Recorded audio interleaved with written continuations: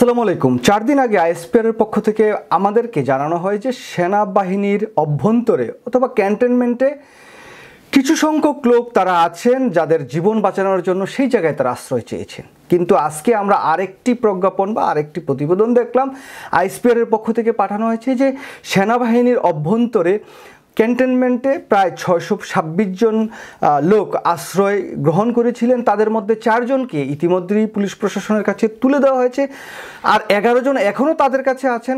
বাকি লোকগুলো ইতিমধ্যেই যার যার অবস্থানে বা যার যার বাসায় বা যার যার নিরাপদ আশ্রয়ে তারা চলে গিয়েছেন। এখন আমার প্রশ্ন হচ্ছে যে বাংলাদেশের মানুষ, বাংলাদেশের জাতি, জনগণ, ছাত্র জনতা সবাই কিন্তু বেশ কয়েকজন লোককে খুঁজছে, হন্যে হয়ে খুঁজছে। তাদের মধ্যে অন্যতম হচ্ছে চৌধুরী আবদুল্লাহ আল মামুন, যিনি পুলিশের প্রধান ছিলেন। দ্বিতীয় ব্যক্তিটিকে খুঁজছে হারুন। এই হারুন ডিবির প্রধান ছিলেন বা বাতর হোটেলের হারুনকে আমরা হন্যে হয়ে বাংলাদেশের জনগণ খুঁজছে, প্রতিনিয়ত তার আমরা সন্ধান চাচ্ছি। আরেকটি হচ্ছে বিপ্লব কুমার। এই বিপ্লব কুমারকেও বাংলাদেশের মাঠ ঘাট পথে প্রান্তরে মানুষজন চিরুনি অভিযান দিয়ে খুঁজছে, কিন্তু আমরা কেউই তাকে পাচ্ছি না। আর অন্যজন হচ্ছে মনিরুল ইসলাম। আপনাদের মনে আছে ঠিকই এই মনিরুল ইসলামের কথা। তারপরে আছে আপনার বনজ কুমার। এই লোকগুলোকে বাংলাদেশের মানুষ খুঁজছে, অথচ কোথায় পাচ্ছে না। কিন্তু আমরা সংবাদ মাধ্যমে একটি সংবাদ দেখলাম যে এয়ারপোর্টে হারুন গিয়েছিল, সেই জায়গায় জনগণের উত্তম মাধ্যম খাওয়ার পর তাকে নাকি হসপিটালে নেওয়া হয়েছে। বাংলাদেশের টিভি চ্যানেল অনেকগুলো জায়গায় এই সংবাদটি প্রচারিত হয়েছে, কিন্তু ঢাকার কোন হসপিটালে হারুন আছে সেই সংবাদটি কেউ দিতে পারেনি।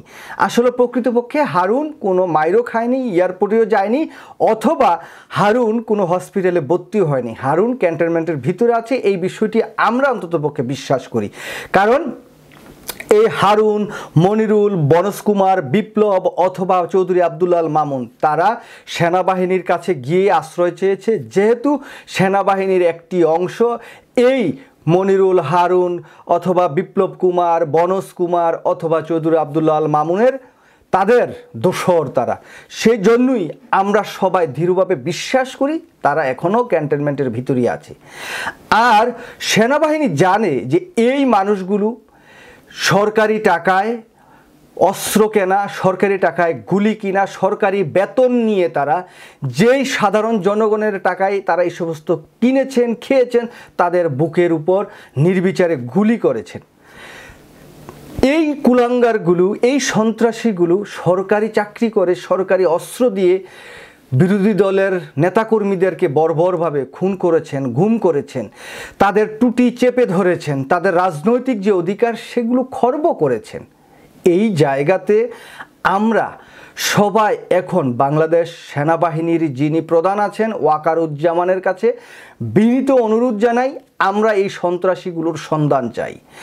হয় আপনি এই কয়েকজনের সন্ধান শীঘ্রই আমাদেরকে দেন, আর তা না হলে আপনার সেনাবাহিনীর অভ্যন্তরে ক্যান্টনমেন্টে যে 625 জন বা 26 জন যারা ছিল তাদের নাম প্রকাশ করুন। বাংলাদেশের জাতি, জনগণ এখন জানতে চায়। আপনাদের অবদান আমরা ভুলব না। আপনারা এই ছাত্র জনতার পাশে দাঁড়িয়েছেন, আমি আগের ভিডিওতে বলেছি, আপনাদের প্রতি আমরা কৃতজ্ঞ। কিন্তু এখন বাংলাদেশের লোকজন জানতে চায় সেই ব্যক্তিগুলো কারা। সেই যে সেনাবাহিনীর অভ্যন্তরে ক্যান্টনমেন্টে 625 জন 26 জন লোক ছিল, তারা কারা।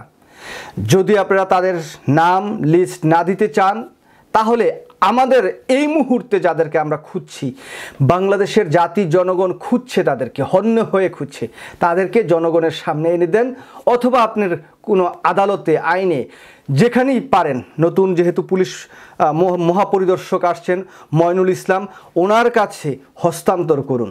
এই খুনিগুলোকে বাংলাদেশের মানুষজন এখন দেখতে চায়, তাদের চেহারা দেখতে চায়, তারা কী অবস্থায় আছে সেটা বাংলাদেশের মানুষ উপলব্ধি করতে চায়। কারণ তাদের ভয়ে একটি সময় বাংলাদেশের মানুষ কথা বলা তো দূরের কথা, ফেসবুকে একটা স্ট্যাটাস দিতে পর্যন্ত ভয় পেত। সেই লোকজন এখন তাদের অবস্থান কি জানতে চায়। দেখুন, শেখ হাসিনা যখন বাংলাদেশ থেকে পালিয়ে গেল, সেই সময়ের পর থেকে এই মনিরুল, এই হারুন, বিপ্লব কুমার, বনজ কুমার অথবা চৌধুরী আবদুল্লাহ আল মামুন তারা কিন্তু বাংলাদেশে অবস্থান করছেন।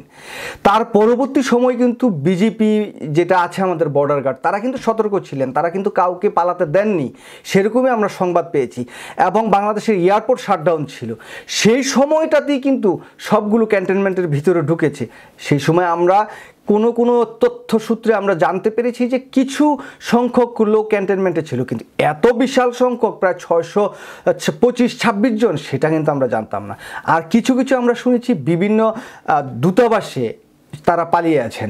এখন আরেকটি বিষয় আপনাদেরকে ইম্পর্টেন্ট যে বিষয়টি আমি বলতে চাই, ভারতীয় যে এম্বাসি আছে সেই জায়গায়ও কিন্তু আমাদের সরকারের পক্ষ থেকে আবেদন করা উচিত যে তাদের এম্বাসির ভিতরে বাংলাদেশের কোনো পুলিশ প্রশাসনের কোনো কর্মকর্তা আছে কিনা সেটা জানার জন্য।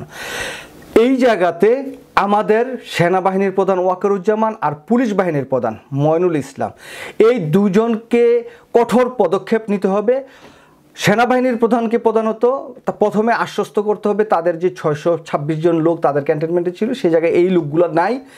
দ্বিতীয়ত বাংলাদেশের পুলিশের পক্ষ থেকে মানে গার্ড অন্ততপক্ষে বাড়ানো উচিত, কারণ মিডল ইস্ট, মধ্যপ্রাচ্য, ইউরোপ, আমেরিকার কোনো দেশেই কোনো এম্বাসিতে এই সন্ত্রাসীগুলো জায়গা পাবে না। আমরা যেটা শুনেছি পেপার পত্রিকার মাধ্যমে, মার্কিন যুক্তরাষ্ট্রের এম্বাসি, ঢাকাস্থ এম্বাসি তারা আশ্বস্ত করে বলেছেন যে হারুন চেয়েছিলেন তাদের এখানে আশ্রয়, কিন্তু তারা দেননি, তারা নাকচ করে দিয়েছেন। তারা বলেছেন যে না, হারুনকে এয়ারপোর্ট পর্যন্ত নিয়ে নিরাপদে দেশ থেকে পালানোর তারা ব্যবস্থা করবেন না। তো আমি বিশ্বাস করি যে ইউরোপ, আমেরিকা বা মিডল ইস্টের কোনো দেশ তাদেরকে আশ্রয় দেবে না, এই খুনিদেরকে আশ্রয় দেবে না।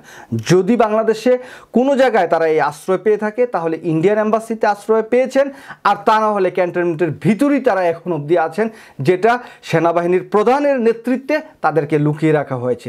সুতরাং আমরা জানতে চাই এই 626 জনকে, অথবা আমাদের এইসব কিছু জানার দরকার নাই, সেনাপ্রধান ওয়াকারুজ্জামান এই খুনিদের মানে সন্ধান আমাদেরকে দিয়ে দেখ যে তারা অমুক জায়গায় আছে, অথবা তারা আমাদের কাছে হস্তান্তর করুক, অথবা পুলিশের কাছে হস্তান্তর করুক, অথবা জনগণের কাছে যেখানে খুশি সেখানে হস্তান্তর করুক। বাংলাদেশের মানুষ এই খুনিদের সন্ধান চায়, বাংলাদেশের ছাত্র জনতা এই খুনিদের সন্ধান চায়, যারা সরাসরি একেবারে যাদের প্রত্যক্ষ মদদে ছাত্র জনতার বুকের উপর গুলি করা হয়েছে, মাথায় গুলি করা হয়েছে, স্নাইপার গান ব্যবহার করা হয়েছে, মানে একটি যুদ্ধক্ষেত্রে যে সমস্ত মানে ম্যাটেরিয়ালস ব্যবহার করা হয় ঠিক সেরকম ম্যাটেরিয়ালস কিন্তু এই ছাত্র জনতার উপর নির্বিচারে ব্যবহার করা হয়েছে। সুতরাং আমরা তাদের সন্ধান চাই, তাদের অবস্থান দেখতে চাই, তাদের চেহারাটা এই সময়ে বাংলাদেশের মানুষ দেখতে চায় যে তারা কীরকম আছে এখন, তাদের সেই উদ্ধত্যপূর্ণ আচরণ, সেই যে দাম্ভিকতা, সেই যে ব্যবহার, সেই যে কথাবার্তা, সেই যে হুঙ্কার, সেটি বাংলাদেশের মানুষ এখন দেখতে চায়। তারা কতটুকু দিতে পারেন জনগণের সামনে তাদেরকে ছেড়ে দেন। তারপরে আবারও বিনীত অনুরোধ জানাচ্ছি ওয়াকারুজ্জামানের কাছে, আপনি জানেন তাদের অবস্থান, আপনি তাদের সন্ধানটা আমাদেরকে দিয়ে দেন। সবাই ভালো থাকবেন, আল্লাহ হাফেজ, আসসালামু আলাইকুম।